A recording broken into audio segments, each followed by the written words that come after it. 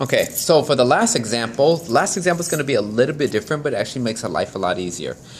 So, same process. What we're going to do is, we have this conic, we have this parabola that's in quadratic form. We're going to need to rewrite it into standard form. Now, again, we need to isolate the variable that's being squared. In this case, we have a y squared. Now, unlike the other problems, this problem only has a y squared. It doesn't have another y, but it's okay. We're still going to try to isolate it. So we're just going to move the 33 over.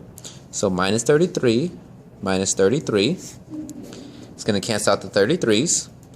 We have y squared equals negative 8x minus 56.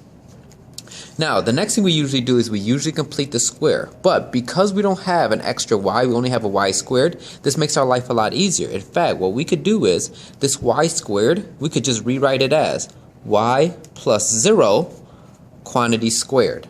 So this actually takes rid of, or gets rid of, the completing the square process. Right hand side, we're going to do the same thing. We're going to get rid of we're going to factor out that negative 8. So we're going to have negative 8 quantity x plus 7.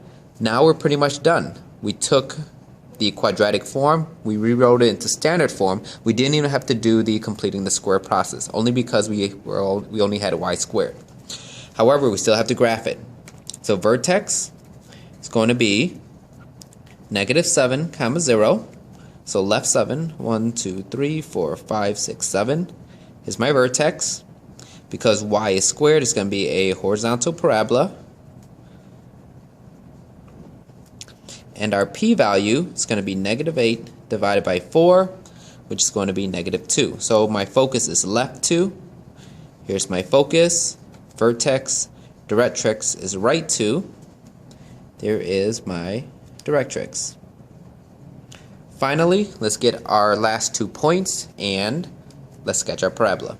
So the distance between the focus and the directrix is 1, 2, 3, 4.